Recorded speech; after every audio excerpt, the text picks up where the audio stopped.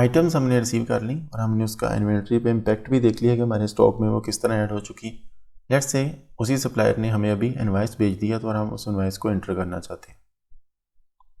Vendor तो हमारा vendor 2, use the item receipt date for the bill date. अगर तो सेम डेट है तो हम वही यहाँ टिक करेंगे तो वही डेट आएगी हमारे, अदरवाइज हम डिफरेंट डेट भी ऐड कर सकते हैं। यूजुअली अगर इनवाइस बाद में आ रही है तो उसकी डेट डिफरेंट ही होगी। ये है कि हमारी आइटम रिसीट क्रिएट हुई थी इस सप्लायर की, इसको हम हाईलाइट करते हैं, देन क्लिक ओके। तो हमारे पास बिल एंट्री की विंडो ओपन हो जाती है जिसमें कंप्लीट डिटेल ऑलरेडी फिल्ड है जो हमने रिसीव किया।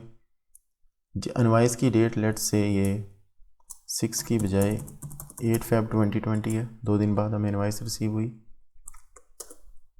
लेट्स से उसका इनवाइस नंबर जो है this is the invoice number, then bill due. आपकी ये इनवाइस किस डेट पे ड्यू है, इट डिपेंड्स ऑन कि आप यहाँ पे कौन सी टर्म्स चूज़ करते हैं। तो ऑब्वियसली जब आपको आइटम रिसीट हुई तब तो आपको नहीं पता होगा क्योंकि वो तो जस्ट ड्यू के साथ आती हैं, तो उस पर टर्म्स वगैरह तो नहीं लिखी होती पेमेंट की, ये इनवाइस में होंगी। तो अगर आप ये ड्यू ऑन रिसीट है या कुछ डिस्काउंट ऑफर है अर्ली पेमेंट के लिए या आपके पास कोई और क्रेडिट पीरियड है तो आप यहाँ पे चूज़ कर सकते हैं। इसके अलावा अगर कुछ और भी है तो आप क्रिएट भी कर सकते हैं यहाँ पे न्यू ऐड न्यू करके। मैं अज्यूम करता हूँ कि इस पे हमें कोई क्रेडिट पीरियड नहीं मिला, इट्स ड्यू ऑन रिसीट। जो ही मैंने ड्यू ऑन रिसीट क्लिक किया ये ड्यू डेट ऑटोमेटिकली चेंज हो चुकी है और ये सेम डेट है जिस दिन पे हमें रिसीव हुई है।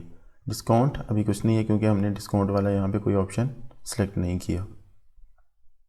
बिल मेमो, अगर आप यहाँ पे कुछ डिस्क्रिप्शन ऐड करना चाहते हैं तो आप कर सकते हैं। ये कंप्लीट वही आइटम्स जो हमारे पास आइटम रिसीव में थी वो आपको यहाँ पे नज़र आ के सप्लायर ने आपको इनवाइस में कुछ एडिशनल चार्जेस भी ऐड किए हैं, जैसे कि डिलीवरी चार्जेस हो सकते हैं या लोडिंग अनलोडिंग हैंडलिंग चार्जेस इस तरह के। ये आपको डीओ में तो नहीं मिलेंगे, जब आपको इनवाइस रिसीव होती है ये उसी में होंगे। तो उसको एंटर करने के लिए यहाँ आपके पास 2 डिफरेंट टैब्स हैं। फर्स्ट टैब जिस पे हम अभी हैं it's all related to items. यहाँ पे आप सिर्फ आइटम्स ऐड कर सकते हैं जो आपने आइटम्स लिस्ट में क्रिएट की होंगी। इसके अलावा अगर आपको यहाँ में चार्ट ऑफ अकाउंट के लेजर चूज़ करने हैं तो उसके लिए आप एक्सपेंसेस वाली टैब में आएंगे। तो आप जो भी अकाउंट चूज़ करना चाहते हैं वहाँ पे आपको सारे लेजर शो होंगे। You can select it, enter the expenses, enter description and save this transaction. तो अगर हमारे पास कोई शिपिंग कॉस्ट है तो हम उसको इस तरह ऐड कर सकते हैं। Let's say for the time being हमारे पास कोई शिपिंग कॉस्ट नहीं है, हमें सिर्फ 96,000 ही सप्लायर को देना है रिलेटेड टू दीज आइटम्स। इस ट्रांजेक्शन को हम सेव करते हैं। तो हमने 30 डेज़ का पीरियड रखा था, अगर अभी हमने चेंज किया तो सिस्टम हमें पूछ रहा है do you want to make it permanent, के ये फ्यूचर में भी आपको जस्ट ड्यू ऑन रिसीट ही है सप्लायर से या वो पीरियड आप रिटेन करना चाहते हैं। I will select no, this is just for this transaction only. अगर मैं रिपोर्ट्स में जाता हूँ तो इस ट्रांजेक्शन के रिलेटेड मैं रिपोर्ट्स ले सकता हूँ। ट्रांजेक्शन जर्नल देखते हैं इसका, तो सेम ऑलमोस्ट जिस तरह की आइटम रिसीट की एंट्री है वही आपको एंट्री मिलती है। इसमें आपका अभी ट्रांजैक्शन टाइप बिल है और बिल नंबर ऐड हो चुका हुआ है। So it's just another presentation of item receipt.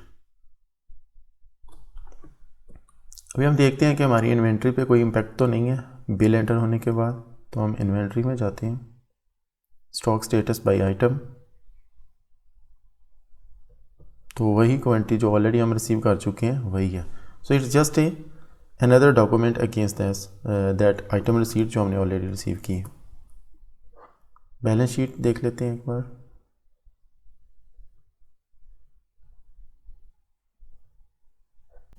तो बैलेंस शीट में आपको ये ट्रांजैक्शन अभी आपके एसेट में भी नज़र आ रही है और लाइबिलिटीज़ में भी। जब हमने पहले बैलेंस शीट की रिपोर्ट देखी थी तो उसमें ये दोनों ट्रांजैक्शन नहीं थी। तो that's all how it works.